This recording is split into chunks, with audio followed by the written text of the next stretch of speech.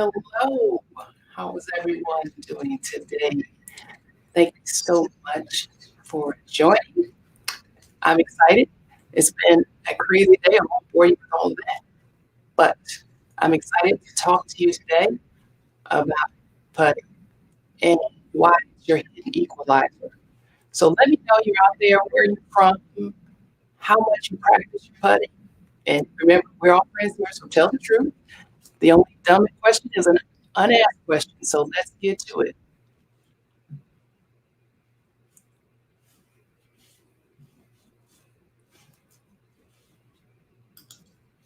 So you might be wondering why I call this session putting the hidden or your hidden equalizer.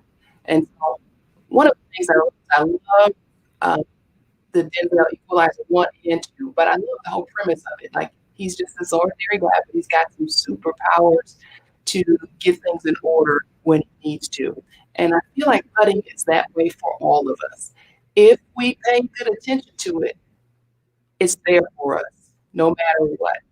And all of us as golfers, we have to have kind of a phase of the game that we really can rely upon. And I've always felt that putting can be that way for golfers of all levels, whether you're an experienced golfer or a beginning golfer. You don't have to be super strong. You don't have to hit the ball super far. There are a lot of things that you can learn that will actually benefit your entire game, but if you focus on putting, you'll reap some rewards very quickly. And that makes it fun, right? It makes it fun if you're out just playing with you and some friends, or if you're participating in corporate events or scrambles and that type of thing, you can be a contributor. So being strong, having that hidden equalizer with it really helps to level things out. So I'm going to ask you in the comments, let me know what is the number one thing about putting that frustrates you right now?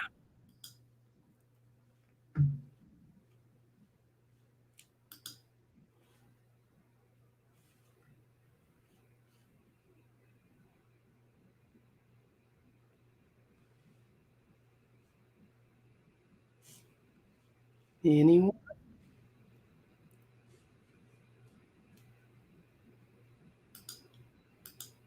Well, let's hop into this. Let's talk about this. Do you know that on average, 40% of all your strokes taken during a round of golf are putts? Now, that is on the low or conservative ends of things. 40% is a lot. And some of us practice putting quite a bit, some of us practice not at all. If I asked you, tell me, out of the percentages you practice putting, so let's practice golf, let's say, that's 100%. Of what percentage of that 100% do you spend devoted to your putting? Let me know in the comments. Okay, I see we got something aligning, distance control, but let me know what percentage of your golf practice is devoted to putting. And if it's none, that's okay too. I'm just trying to get it handled. Okay. See 10%.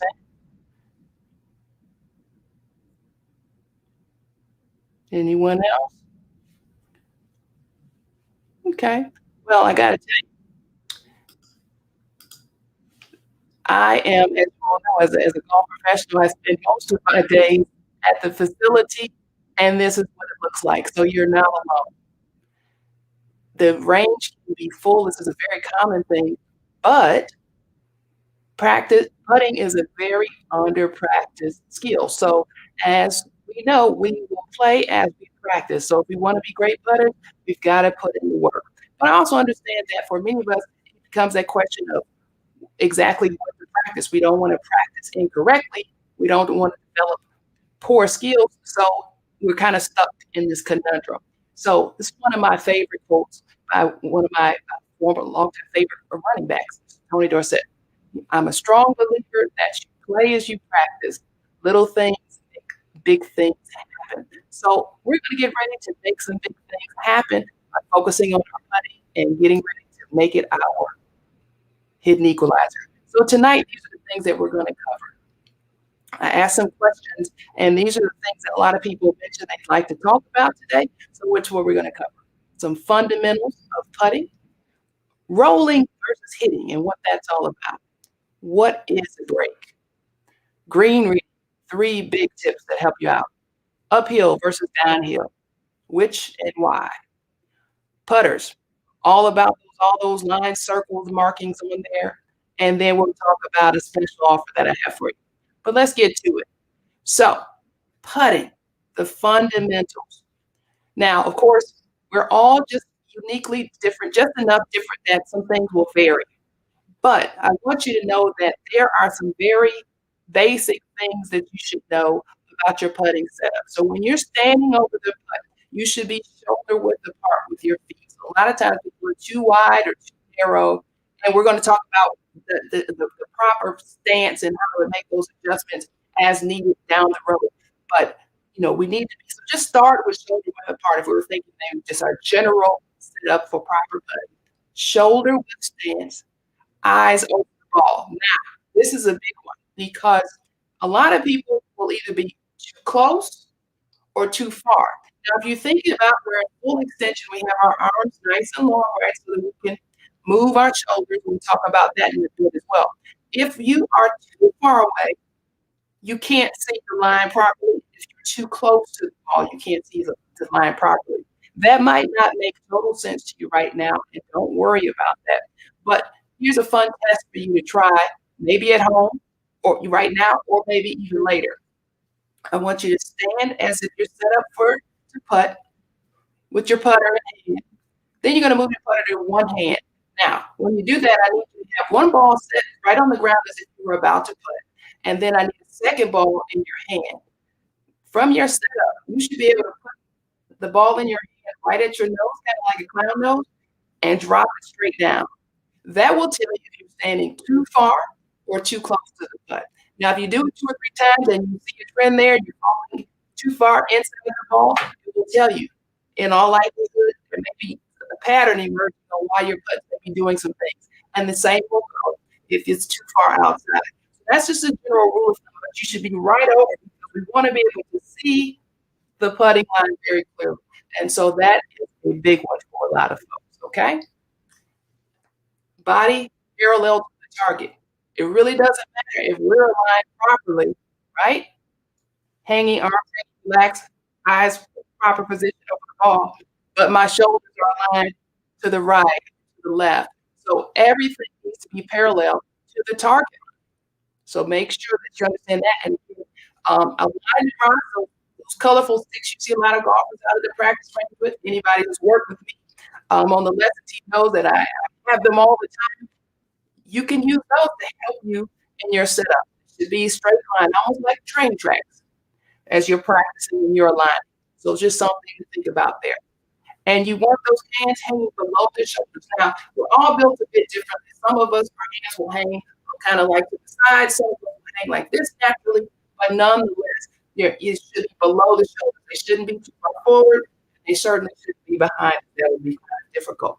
But making sure that this general setup will help us to one, relax, and then develop that consistency that we'll need. Hope that's making sense. Any questions with that so far? Just jump in if you do. If you have a question, just jump in. I'm checking the comments as we go along, okay? So then there's the setup. Now, this is a big one as we get along to what this is all about. Really, actually, right, we want to get the ball rolling. Here's the term, rolling.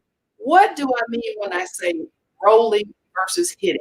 So all of us have probably hit some off-center putts where the putter comes into the ball, and the ball kind of skips along. Sometimes it can be due to the uneven frame of not so nice green, but oftentimes that's an indicator that we are not making contact with the proper point. So let me grab a golf ball here.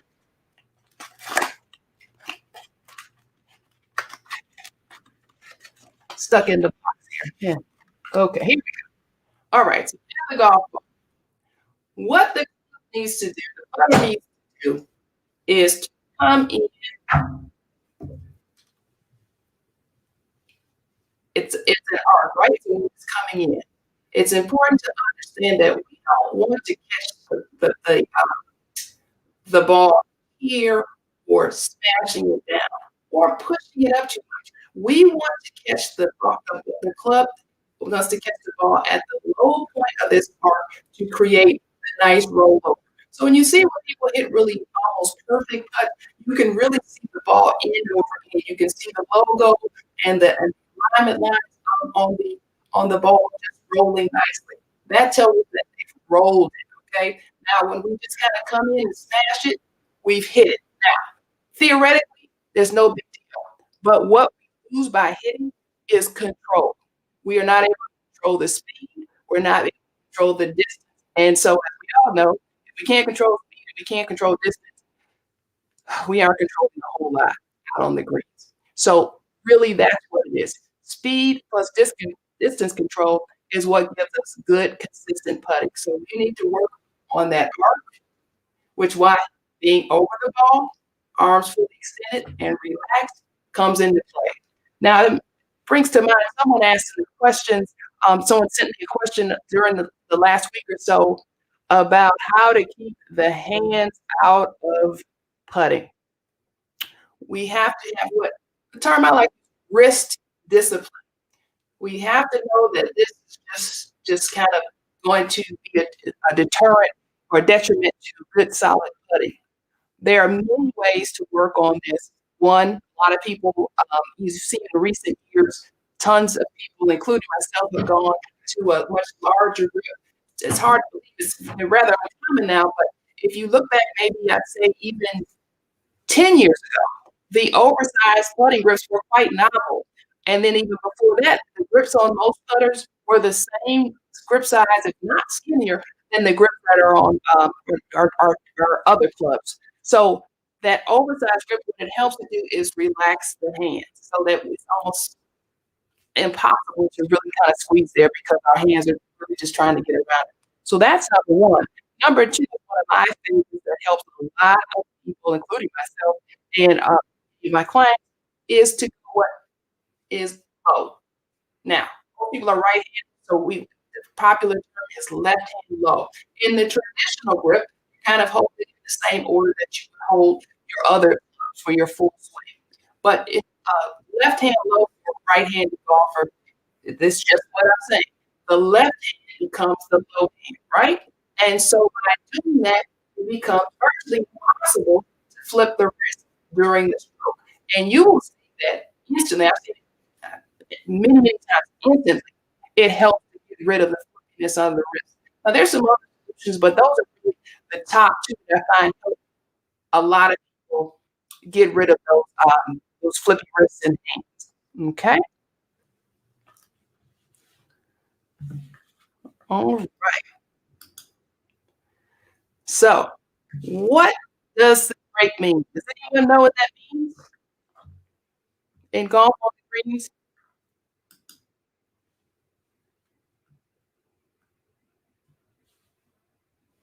Anyone? Anyone? Let's see. What is a break? The amount that a putt moves from right to left or left to right on the green. The grass, of course, can of course affect the ball's break. So that's what that is. The break is determines what the ball do right to left to right. As most you may know or have experienced, very few greens on the golf course are flat.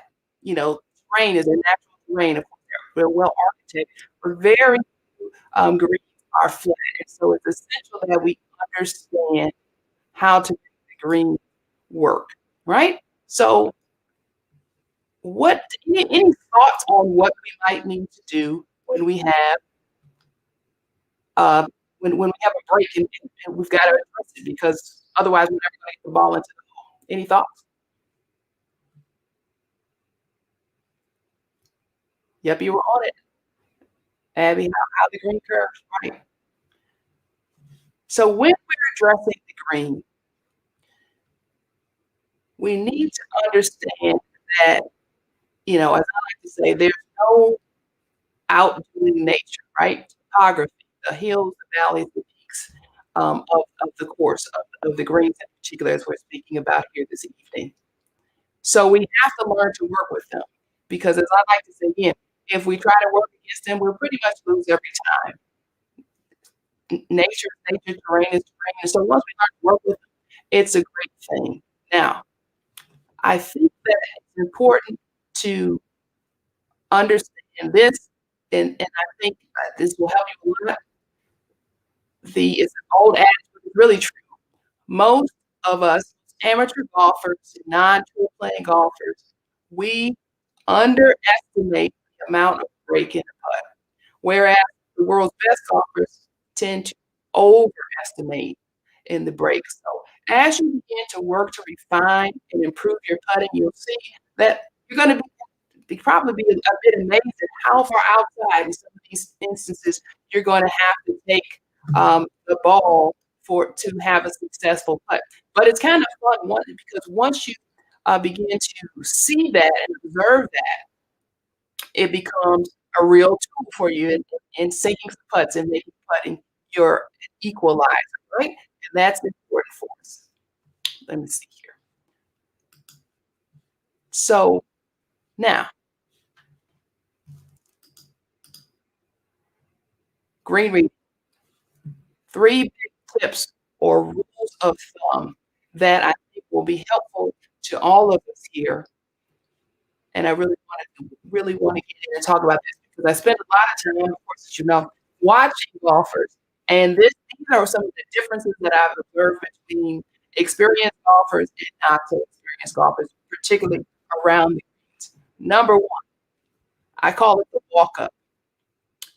Golf is a social sport, and we're having a great time, but if you wanna sink putts, the green is kind of like the city that you have to operate in when that specific green falls on the green, right? So you need the big picture perspective. Kind of like life, right? You got to know the big picture before you can zero in on things. While you're parking the car and you're walking, sure, chat, enjoy your friends, enjoy the day, but pay attention to what's going on in the green. That comprehensive perspective will tell you tons about what the putts are going to do. Okay? And remember, a lot of times we're playing on courses and the greens are large. There's going to be more than one putt, right? So, and we're even going to plan for that, right? I mean, every putt's not going to be the one putt to go in the hole. So we have to plan and be strategic about our putting. So lay up the plan, understand what's going on, see the highs, see the lows, see the tendencies. Number 2, I like to call it rain train. Golf courses are in the business of keeping play going when no matter what. So rain, while we need it, we want it to drain away as quickly as possible. When you're walking on the green, for the most part, there's some type of drainage system going on. But here's what even if you don't see a drain or grid, let's say, you can walk and feel and pretty much observe the low point of the green. The low point of the green will tell you so much about what the breaks of that green are going to do. Because, for example, if I know that I'm walking forward right now, if I know that over there on the lower left corner is the low, well, that's that for the most part, pretty much everything is going to go that way. And that's a big piece of information that if I wasn't paying attention while I walked up, or if I did take a few moments to survey the while I was walking up, it's a lost opportunity. Now remember, in ready golf, we've got to be on top of it. So that's all the more reason to be steadfast and pay attention while we're walking there, right? And then in general, the highs and lows. Know what's going on. Again, sometimes it's a bit more subtle. One of the tried and true ways to know what the highs are, what the lows are, is to use your feet. Now, when I'm talking about the high, I'm talking in general, but I'm also talking about now getting closer to the hole. It is very difficult to determine which side of the hole I need to putt to a lot of times by just looking at the hole. So we have to develop the habit and the skill of looking at the general area behind the hole because then I can begin to see, oh, it's really not like this. It's kind of like this. But that's a big deal. And so that would let me know I need to go into one side or the other. Now I have a question for you. If the green breaks left to right, which side of the hole do I want the ball to go into? There's a prize for whoever answers it.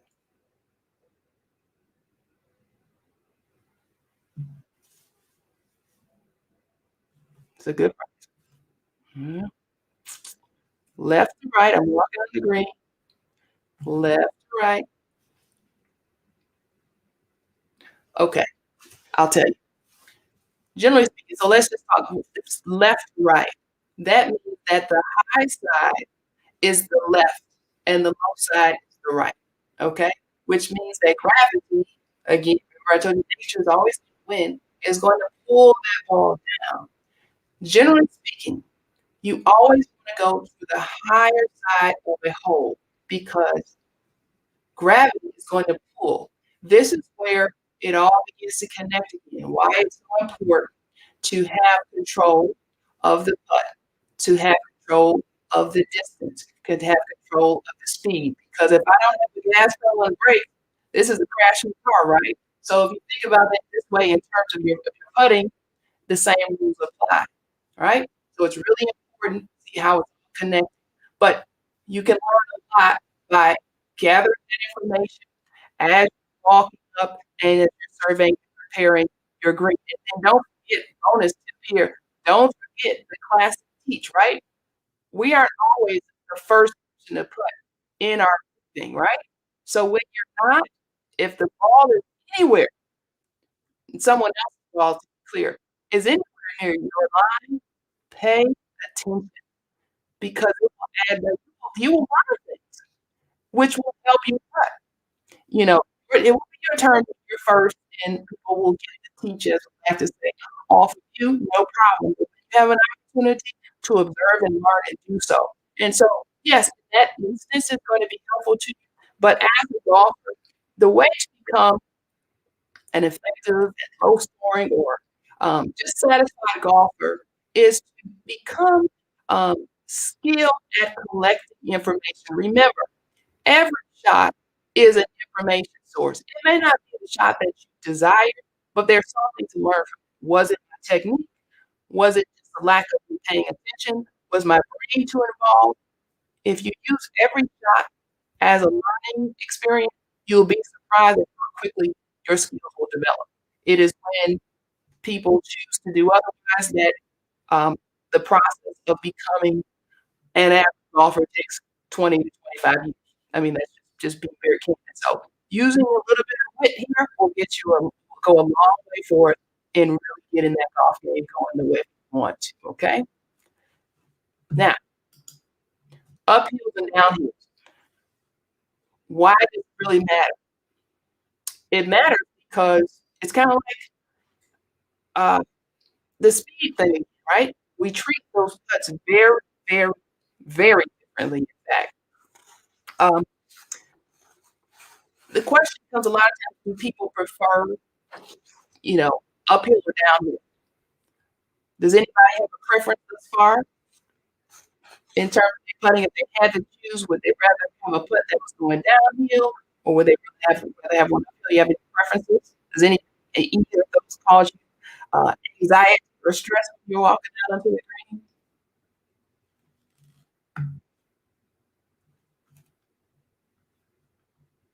green? Well, I know for me, I can speak for myself.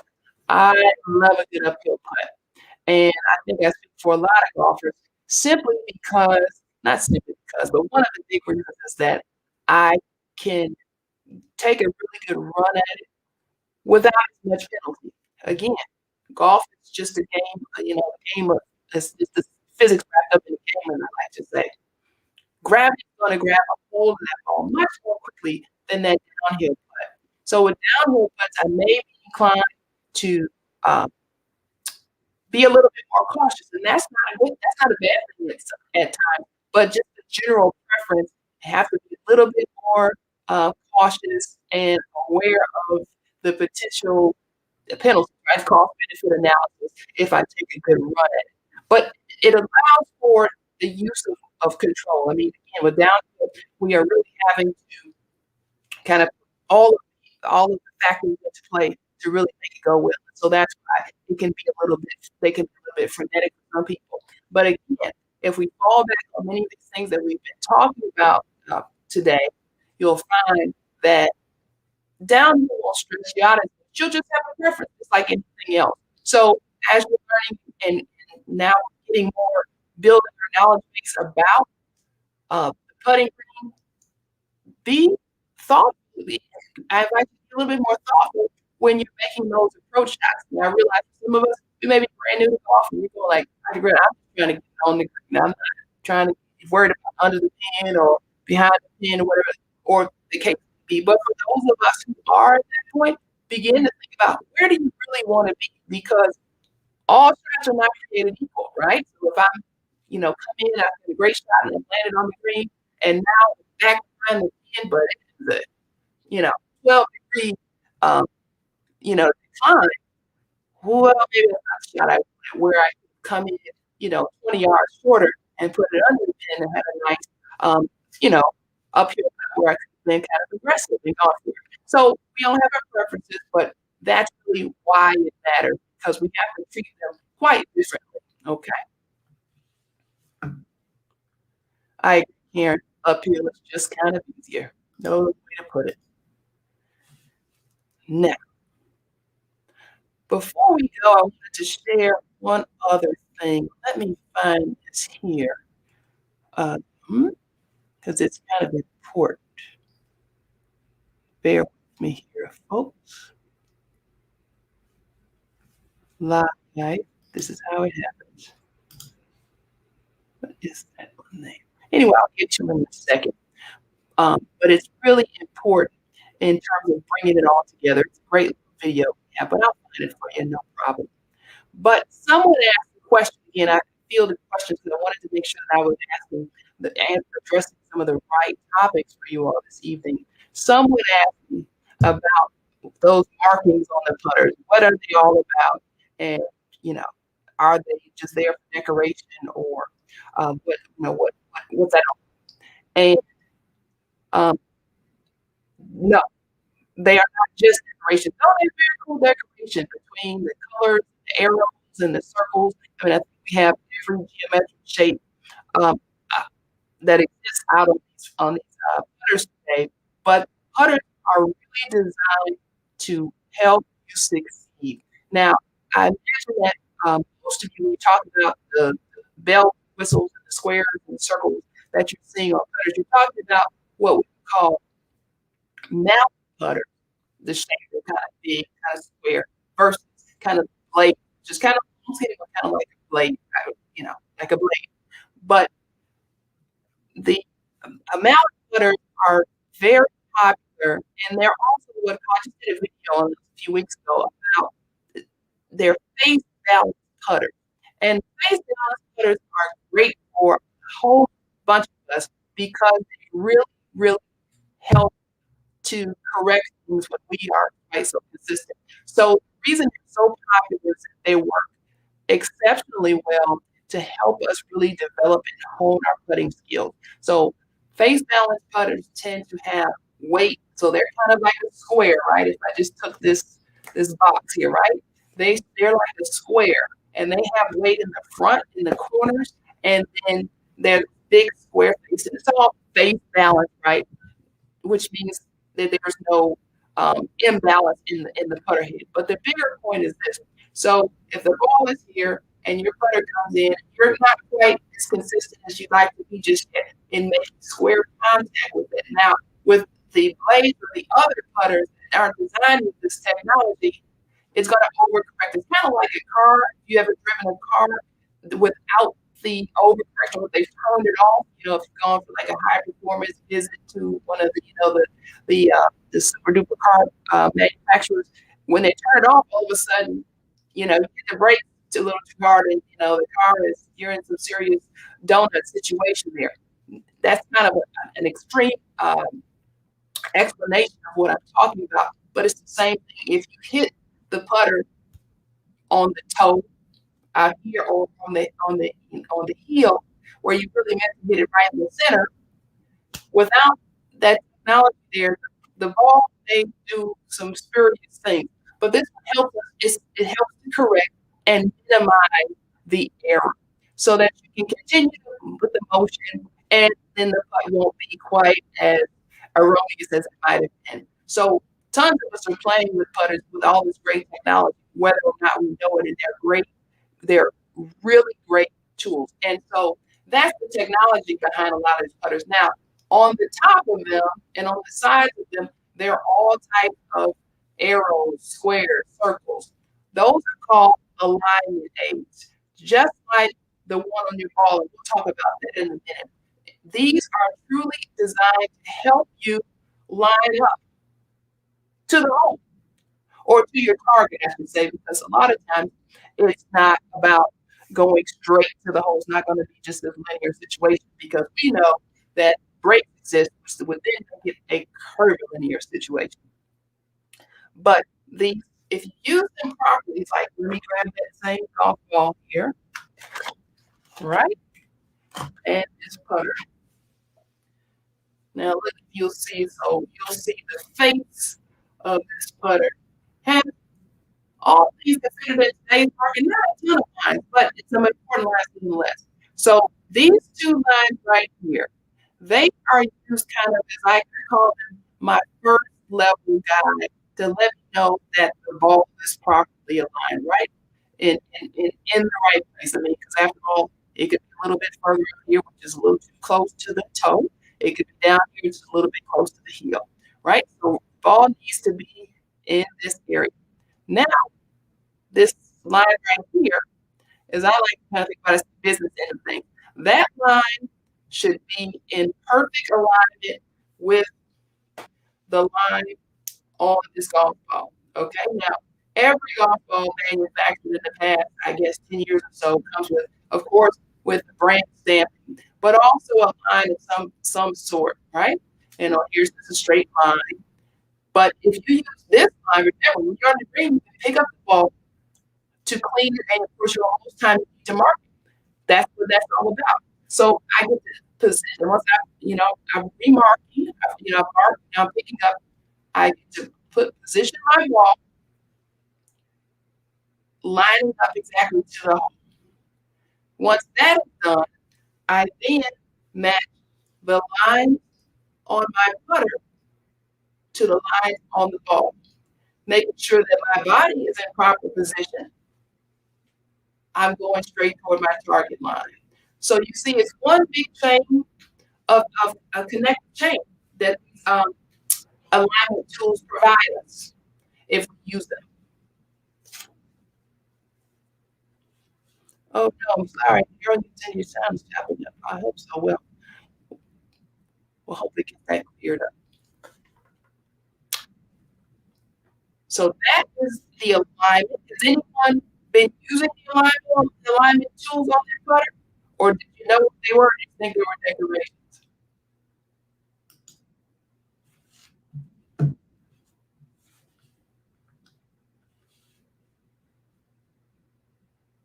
Anyone? Let's see here. So let's look at something here. And I want you to tell me, I want to show you something. And let's see what you think here. What am I trying to achieve? 1 second. Here we go.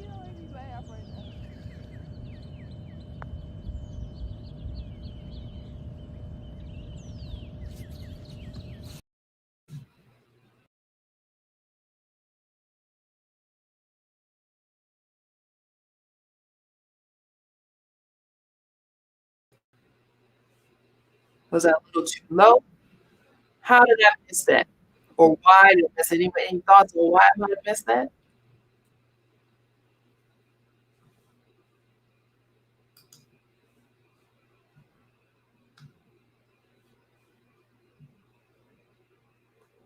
Anyone?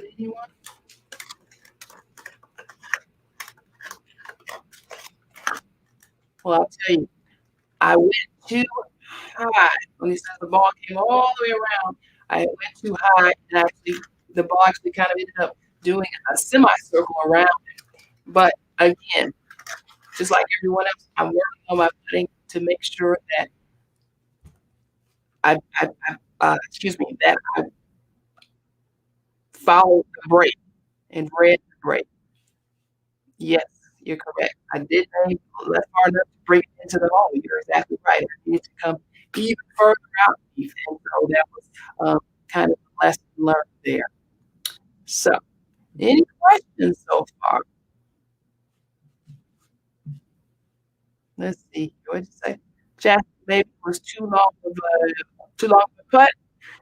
That putt wasn't. I'm trying to finish your sentence. I think it cut off there, but that putt, if I recall, was about 20 feet. So I got, and more importantly, it was an uphill putt. I do remember that I positioned my approach shot specifically so that I could be pretty aggressive. And as you can see in that video, I kind of went for it, and I got it in there pretty close. I was hoping to get it in, but that's okay. Any questions so far?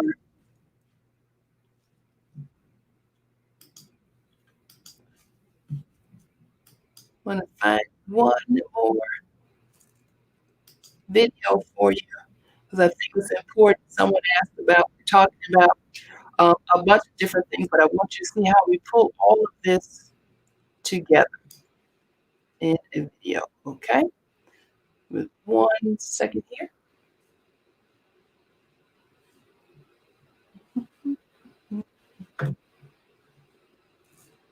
No worries, okay.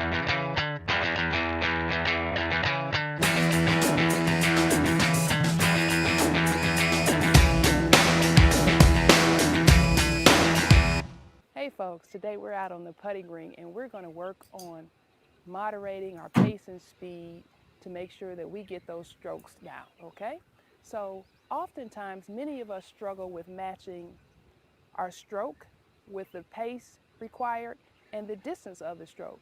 There's a simple approach to that we can use and each of you can practice and perfect at home to really bring down those strokes per round, okay? It involves simply using our stance as our guideline. If you look here, you can see that I've still got an athletic stance that's going to allow me to maintain my balance regardless of the fact it's even a bit windy out here today. But you'll see, my putting stroke is going to be nice and even and smooth. But what happens here is that the putter head never extends beyond my outer toes. So again, if you watch closely, you can see that nice even stroke will be perfect. So as we move here to what should be as a gimme, the gimme putt that we all get in the round, but we still have to make when we're playing with our friends on Saturday, what is required here is a simple but even tempo stroke. Again, 1, 2, boom. That's easy. That same approach translates to the longer putt. So this one, it's about 6 or 7 feet. The same rules apply. Now, it's a slightly longer stroke, so I'm going to extend my base just a little bit, and I'm going to take a little practice stroke here. 1, 2. So let's check it out. See if we can make this putt.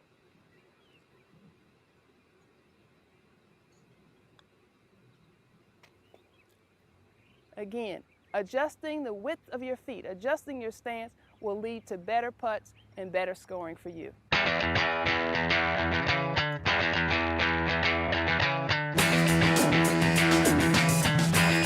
So, in this video, what I wanted to really do was that a couple things were quite constant. My tempo, right? 1, 2, because it doesn't matter. And if that putt had been 40 feet, my tempo would have remained the same. 2, as you heard me mention there, the putter, I bring it back to the outside of what my lead foot, right? For a right hand, it's going to be your right hand foot. For me, as a lefty, it's going to be left. To bring it back and through. That consistency, that will allow you consistency. But what you also notice there from the short putt to the the longer distance putt, the really only thing that changed was the width of my stance. Now I always want to be stable, even over that, 2 foot putt or that 6 inch putt that I have to make during league play, right? I always want to be stable, but to remain stable, because again, we may be on a green where yes, we've made it to the green, but there's another, 10 yards, 20 yards to cover a long way. And it can also be uphill where I've got to really put some horsepower behind that. It's very difficult to do if I'm standing with my feet very close together because this is all about use of the core and the shoulders. Remember, we talked, we don't want to use the wrist because that's going to end up with that hitting. We want to be able to roll that shot up the green or along the green evenly and with good tempo. So again, starting as we talked about from the very beginning, shoulder with solid base, then you expand it. And again, it takes practice over time. You'll learn, okay, well, that's kind of 40 feet. I need to get pretty wide. Or it's windy, where the wind will actually affect the putt. It doesn't seem like it, but it will. We need to adjust. Again, this is where practicing comes into play because during practice, we're building experience. We're getting those reps and building that database to fall back upon as we're playing down the road. But doing that, maintaining good tempo. If you notice, my nose is right over the ball. One, two, in the hole, in the hole. So keep practicing. The same thing will work for you. It's not rocket science. It's just that quite some time ago, very quick handling, I decided to become a very good putter because I just thought, not that it's the easiest, but it's the easiest to practice because with putting, I can practice at home. I can practice at, whatever your home facility is, whether that's a local, municipal course or your private club. But here's the one thing, I mean, we all know as golfers, golf can, cost a bit of money, but putting is the one thing that you can practice all the time and never have to spend additional money, right? Even if you want to practice cue balls, when you go to the driving range, whether it's built into your club dues or you're pulling out your debit card and you're spending money, you can practice it at home, in a hallway, in a closet, hardwood, carpeting, get a piece of felt from Home Depot. There's always a way to practice putting. And so that is why I feel so strongly that one can be your equalizer as a playmaker out there on the golf course, but also that it allows everyone to become a really good golfer. And putting ages well, right? Father Time is undefeated. As we move along, sure, most of us we're going to lose a bit of distance. We're going to lose, um, you know, maybe some flexibility to be able to turn and wind in and get the yardage and the height trajectory that we may have gotten. But here's the thing, your putting can improve and will improve over time. It's like a fine wine, as they say. Yeah. So investing in it right now will only yield dividends. It is just a powerful, powerful piece of the game that is so overlooked. But I invite you to be one of those who's not overlooking it and get into the flow of it and really embrace that. So with that said, now those of you who registered, because originally this was just going to be to a closed group of people, you are getting a special offering in your email since you provided it, and I appreciate that. So we'll be on the lookout for that very shortly. But for those of you who did not, I thank you for joining as well. I know you're all busy, so I do not take your live participation or those who are watching on the replay. I appreciate you. We are so happy to have you. This is a great course. It's everything that I talked about here wrapped up into a very simple bundle. Again, we've all been in this pandemic for a year now, and so one of the things that I really wanted to do was to help people understand again, you can practice putting anywhere. Putting can improve despite maybe lack of access to the range or whatever or the course or whatever the case may be. But even if you have that, again, putting is something you can practice at home. And in this, I provide you with some very simple ways to do that, some good drills, but also some of these fundamentals that we covered at a high level because we just have a short time together this evening. Do we dig into it? The power and the value of the grip, really understanding the grip. You might not have the right grip for you, or how you vacillate between several. That's perfectly appropriate. Many of the best players in the world, they don't have one putting grip, they have a couple. Not necessarily saying that you always do, but know the options, right? Options are always good. Stance, posture, more in depth about green reading. All of these things that are going to really make you a powerful putter right in here. Very simple, small course. I invite you to take a look at it. And if it works for you, that'd be great to know. I'm happy to answer any questions about that. But in the meantime, I want to know if you have any questions about things that we've covered or that we haven't covered, but just about putting in general. I'm happy to help. And so while you have me here, please do ask.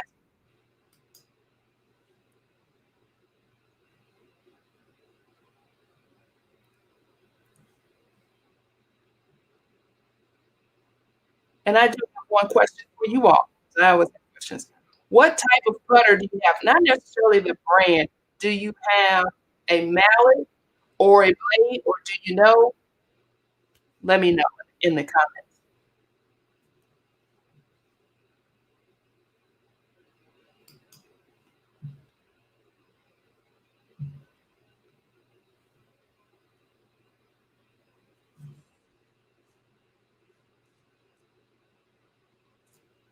Mallet, okay. Anyone else?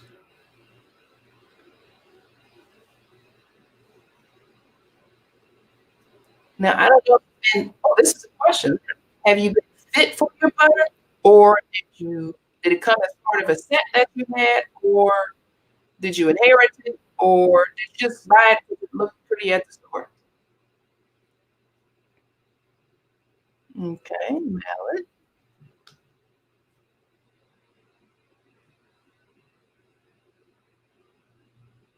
So yeah, let me know if you've been fit for your putter.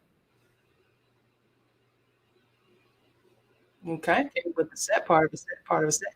Not at all uncommon, and that's a great way to start. As we go down the road and talk about this in that course too, because it's an important part of knowing your putting and what it's all about, like your own fingerprint. The way our bodies are built, that generally speaking, our putting stroke fall into two categories. What we call straight back and through, which is just that, very linear, back and through. While others of us will have a natural arc, what we call in to out. So think about it as kind of like a windshield wiper. You know, a wiper goes on your car. It just depends on how you're built and what works naturally with your body. Now, the danger that a lot of us run into, we aren't even aware of this, is that we are trying to fit into the box that the putter is built for. Remember, the putter is this piece of machinery, right? And it was manufactured and engineered and manufactured with a specific type of stroke in mind. They very rarely are all purpose. That is, oh, this putter works very well for uh, uh, inside, inside and back of your putters, putting people, as I say, putters there.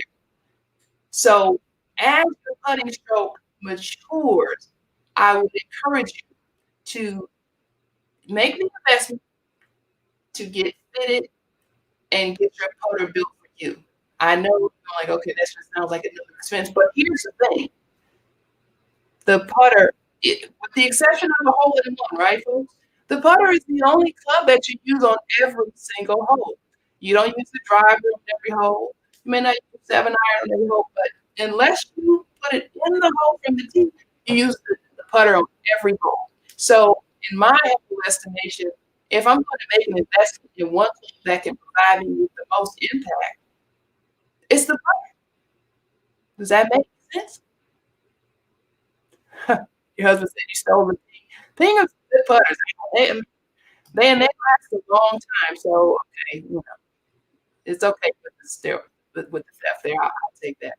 But um, as I was saying, like that's an important piece to understand because as your stroke develops, you're going to in one of the categories. And so I see this one a lot of times. A lot of people involved in golf store, and the putting section is just amazing, right? It's beautiful, it's shiny, it's bright, it smells good, it's all of these great things. And it's easy to fall in love because for whatever reason, we can sink any putt in the golf store with any putter on the rack, right? And so that's how a lot of putters are sold. A lot of putters. But at the end of the day, that doesn't mean that might be the right putter for you. And so it's kind of like, dating, I like to say. The putter might be great. He's shiny, great, he's awesome. You got right, all the latest and greatest, and you are as well. But it's not a match. It's not that one is bad and the others are good or vice versa. It's just not a fit. So it's important, really important to at some point in time down the road, you're comfortable and you see the value in it, setting up and getting fitted for a putter. And invest in getting a putter that works right for what's determined in that fitting. Now it's interesting. 95% of all golfers have never been fit for a putter. Because a lot of people go for fittings of the drivers and all the other clubs, but they feel like putting's not a big deal. And so they don't spend the extra dollar on the putter. Again, I'm inviting you to reconsider that whole paradigm where the one club that you touch on every hole doesn't get treated like an afterthought, whether that's from your equipment to your practice to your play. So I appreciate you being here. If you have any other questions, you of course know where to find me. I'm all over the place at drgretagolf.com. You need to send me an email at hello@drgretagolf.com. And I thank you so much. If you have a question, send it to me. Other than that, I'm going to thank you and end it right. Good night.